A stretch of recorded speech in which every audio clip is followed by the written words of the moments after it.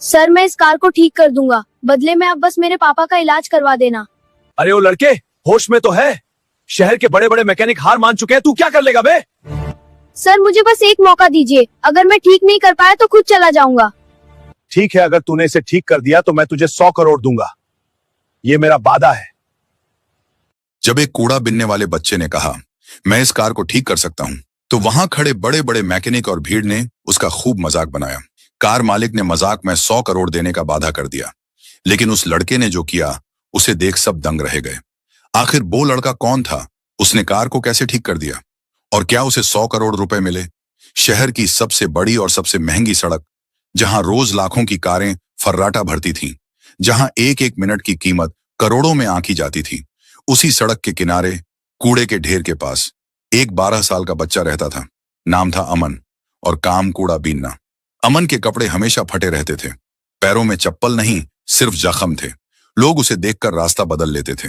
कोई पानी नहीं देता, कोई छाया नहीं देता, और अगर गलती से वो पास आ जाए तो ए दूर हट, गंदा कर देगा, कूड़े वाले हाथ मत लगाना, भाग यहां से। यही उसकी रोज की कमाई थी, अपमान। अमन अपने बीमार पिता के साथ एक टूटी हुई झुग्गी में रहता था।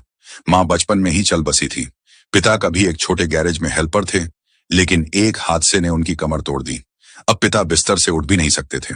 अमन ही था जो सुबह कूड़ा बीनता, दोपहर में पिता को खाना खिलाता और रात को उनके पैरों को दबाता, और फिर कूड़े से मिले पुराने तार, स्क्रू, नट बोल्ट अपनी झुग्गी में जमा करता। वो उसके लिए कूड़ा नहीं, खजाना था। टूटा हुआ रेडियो, जली हुई वायर, खराब मोटर, वो सब खोलता, देखता, समझने की कोशिश करता। उसके पिता उसे देखते हुए कहते, बेटा ये सब बेकार है। अमन मुस्कुराकर कहता, नहीं बाबूजी, ये बेकार नहीं है, बस इनको ठीक करने का तरीका खराब है। वो इन टूटे फूटे कबाड़ के साथ घंटों बीतता था। वहीं दूसरी तरफ अमन रोज कूड़ा बिनने के बाद एक मड़े कार सर्विस सेंटर के बाहर बैठता था। उसे अंदर जाने नहीं दिया जाता था। गार्ड चिल्लाता, भाग यहां से, ग्राहक डर जाएंगे।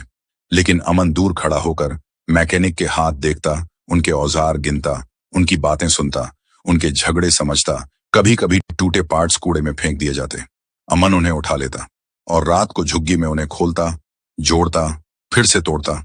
बिना किताब, बिना टीचर, सिर्फ नजर और दिमाग से उसका जीवन इसी तरह चल रहा था।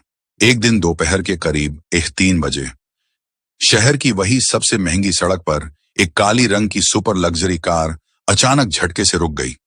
ये थी आदित्य मल्होत्रा की आलीशान कार, जो कुछ सेकंड पहले हवा को चीरती हुई चल रही थी, लेकिन अचानक ऐसे थम गई जैसे किसी ने उसकी सांस खींच ली हो।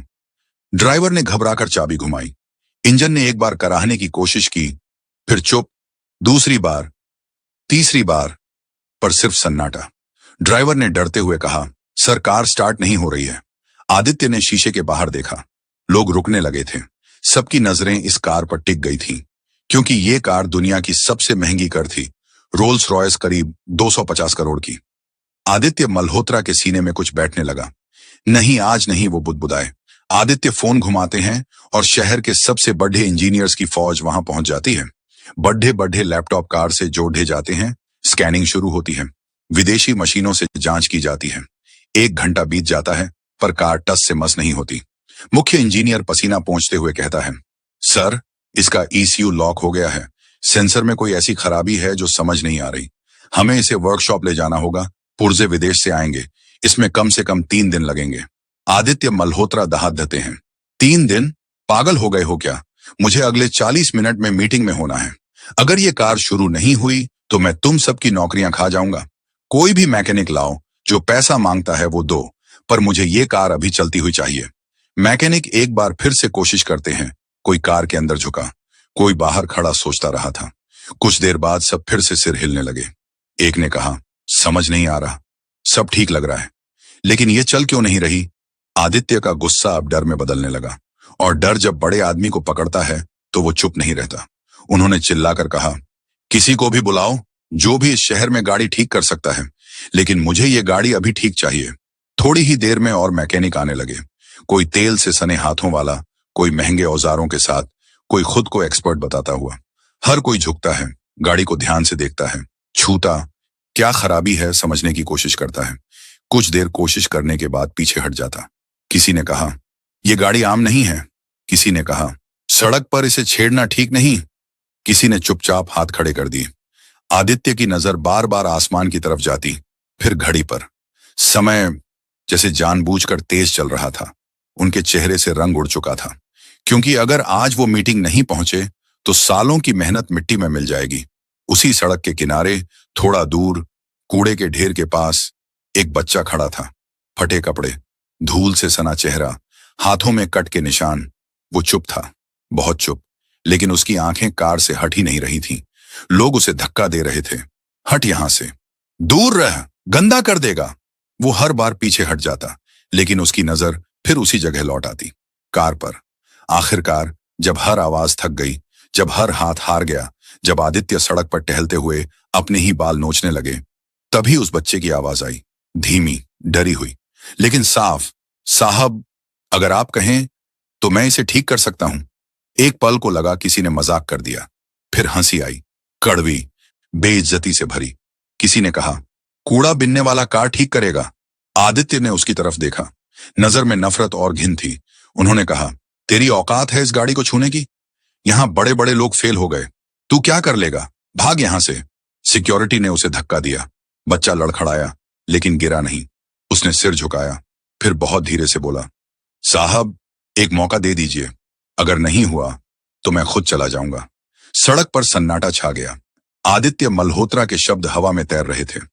तेरी औकात है इस गाड़ी को छूने की? वो शब्द नहीं थे, वो थप्पड़ थे, जो सीधे उस बच्चे के सीने पर पड़े। अमन कुछ पल तक कुछ नहीं बोला। उसकी उंगलियां कांप रही थीं, लेकिन उसने उन्हें मुट्ठी में बांध लिया। भीड़ में खड़े लोग उसे ऐसे देख रहे थे जैसे वो इंसान नहीं, कोई गंदा सपना हो जिसे जल्दी से भगा देना चाहिए। सिक्योरिटी ने फिर उसे धक्का दिया। कहां ना हट। अमन एक कदम पीछे गया और चुपचाप खड़ा हो गया। आदित्य ने घड़ी देखी। उनकी सांस तेज हो रही थी। समय भाग रहा था, और समय कभी करोड़ों नहीं देखता, औकात नहीं देखता। वो बस निकल जाता है। जब सब हार गए तो उनकी आंखों में भरोसा नहीं बचा था, लेकिन जब शहर के सबसे मशहूर मैकेनिक राजू यादव वहां जाए तो आदित्य के चेहरे पर एक उम्मीद की किरण वापस आ गई। लेकिन काफी देर तक कोशिश करने के बाद भी कार ठीक नहीं हुई तो आदित्य की आवाज टूट गई, कुछ तो बोलो, कुछ तो करो। लेकिन जवाब में सिर्फ चुप्पी थी, ऐसी चुप्पी जो आदमी को अंदर से खा जाती है। अमन दूर खड़ा यह सब देख रहा था। उसे अपने पिता याद आ गए। वो रातें याद आ गईं जब झुग्गी में बैठकर वो टूटे रेडियो खोलता था और पिता कहते थे, छोड़ बेटा, ये हमारे बस का नहीं। और अमन कहता था, सब कुछ बस का होता है बाबू, अगर समझ आ जाए। आज वही मौका इस सड़क पर खड़ा था, 250 करोड़ की कार के रूप में। अमन ने गहरी सांस ली। उसने एक बार फिर आदित्य की तरफ देखा। अब उसकी आवाज कांप नहीं रही थी। साहब, आपकी मीटिंग बहुत जरूरी है ना? आदित्य ने झल्लाकर देखा। हाँ, लेकिन तेरे बोलने से कुछ बदल जाएगा क्या, जो तू बार बार बीच में आ जाता है? अमन ने सिर हिलाया। शायद। एक इंजीनियर हंस पड़ा। शायद? ये गाड़ी शायद से नहीं चलती। किसी ने कहा, ये बच्चा पागल है। किसी ने कहा, इसे भूख लगी है, पैसे चाहिए। आदित्य ने ठंडी आवाज में कहा, सुन, अगर तूने इस कार को छूने की कोशिश भी की तो तुझे यहां से घसीट कर बाहर फेंक दिया जाएगा। अमन ने जमीन की तरफ देखा, वही जमीन जहां उसने आधी जिंदगी गुजारी थी। फिर उसने बहुत धीरे से कहा, अगर मैं इसे ठीक ना कर पाया तो आप जो चाहे वही सजा देना। लेकिन आदित्य चुप रहे। भीड़ भी चुप हो गई। अब यह मजाक नहीं था, यह जिद बन चुकी थी। अमन ने थके हुए स्वर में आगे कहा, और अगर ठीक कर दी तो आप मेरे बाबूजी का इलाज। आदित्य ने बात काट दी। नहीं, अगर तूने इसे ठीक कर दिया तो मैं तुझे 100 करोड़ दूंगा। सड़क पर खड़े लोग सिहर गए। 100 करोड़, और वो भी एक कूड़ा बिनने वाले बच्चे को। अमन की आंखें फैल गईं, लेकिन उसमें लालच नहीं था। उसमें सिर्फ एक सवाल था, साहब, क्या मैं कार को देख सकता हूं? ड्राइवर ने आदित्य की तरफ देखा। आदित्य ने एक पल सोचा, फिर हाथ उठाया और कहा, ठीक है, लेकिन सिर्फ 10 मिनट, 1 सेकंड भी ज्यादा नहीं। अमन बिना सोचे समझे धीरे धीरे कार की तरफ बढ़ता है। जैसे ही वह कार के बोनट के पास पहुंचता है, मुख्य इंजीनियर उसे रोकने की कोशिश करता है। ए लड़के, संभल के, इसके सेंसर्स बहुत नाजुक हैं। अगर तूने गलत तार छेड़ दिया तो पूरी कार का सिस्टम जल जाएगा। कबीर उसकी बात अनसुनी कर देता है। पहली बार उसने कार को छुआ, उसके हाथ कांप गए। इतनी महंगी चीज उसने कभी छुई नहीं थी। एक इंजीनियर चिल्लाया, सावधान रहना, कुछ खराब हुआ तो जेल जाएगा। अमन ने सिर हिलाया, ठीक है साहब, वो झुका। उसने कार के अंदर कान लगाया, जैसे वो किसी इंसान की सांस सुन रहा हो। उसकी आंखें बंद हो गईं। सब लोग ऊपर देख रहे थे। अमन नीचे देख रहा था। सब लोग मशीन देख रहे थे। अमन आवाज सुन रहा था। इंजन से एक बहुत हल्की टूटी हुई आवाज आ रही थी। उसने कूड़े के ढेर से मिले एक पुराने तार को याद किया। उसने फुसफुसाकर कहा, इसी में कमी है। इंजीनियर बोला, क्या हुआ गंदे बच्चे? अमन ने जवाब नहीं दिया। उसकी उंगलियां कार के भीतर उस जगह पहुंची जहां किसी ने देखने की जहमत तक नहीं उठाई थी। वो जगह चमकदार नहीं थी, वो जगह दिखती भी नहीं थी, लेकिन अमन के लिए वहीं पूरी कहानी छुपी थी। आदित्य मल्होत्रा आगे बढ़े। उनकी आवाज कांप रही थी, गुस्से से नहीं, डर से। अगर कुछ भी बिगड़ गया तो तुझे जिंदगी भर रोना पड़ेगा। अमन ने पहली बार सीधे उनकी आंखों में देखा।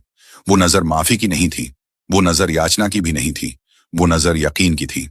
साहब, ये गाड़ी मरी नहीं है, बस किसी ने इसकी आवाज सुनने की कोशिश नहीं की। लोग हंस पड़े। आवाज कार गाना नहीं गा रही, लेकिन अमन सुन रहा था। उसके माथे से पसीना बह रहा था, होंठ सूख चुके थे। उसे अपने पिता याद आए। वो दिन याद आए जब पिता ने पहली बार उसे एक टूटी मोटर दी थी और कहा था, अगर तूने इसे ठीक कर दिया तो समझ लूंगा मेरा बेटा मुझसे आगे निकल जाएगा। अमन ने मोटर ठीक कर दी थी। आज ये मोटर नहीं थी, ये मनकिस्मत पर नर्म थी। जैसे ही अमन ने हल्का सा दबाव डाला, एक इंजीनियर ने उसका हाथ पकड़ लिया। बस, बहुत हो गया ड्रामा। अमन का हाथ छूट गया। वो एक पल को डगमगाया। भीड़ में किसी ने कहा, देखा, नाटक कर रहा था। आदित्य ने गहरी सांस ली। उनकी आंखों में अब थकान थी। बस, इसे हटाओ। अमन की आंखें भर आईं, लेकिन आंसू गिरे नहीं। उसने कांपती आवाज में कहा, साहब, बस 30 सेकंड। अगर कुछ नहीं हुआ तो मैं खुद चला जाऊंगा। आदित्य ने घड़ी देखी और थकी हुई आवाज में कहा, ठीक है, 30 सेकंड। सिक्योरिटी पीछे हटी। सबकी नजरें अमन के हाथों पर टिक गईं। वह अपनी फटी हुई बोरी से एक जंग लगा हुआ पुराना पेचकस और तांबे का एक मुड़ा हुआ तार निकालता है। इंजीनियर ये देखकर जोर से हंसता है। सर, देखिए, ये इस कचरे से हमारी बुगाटी ठीक करेगा। ये मजाक बंद कीजिए सर।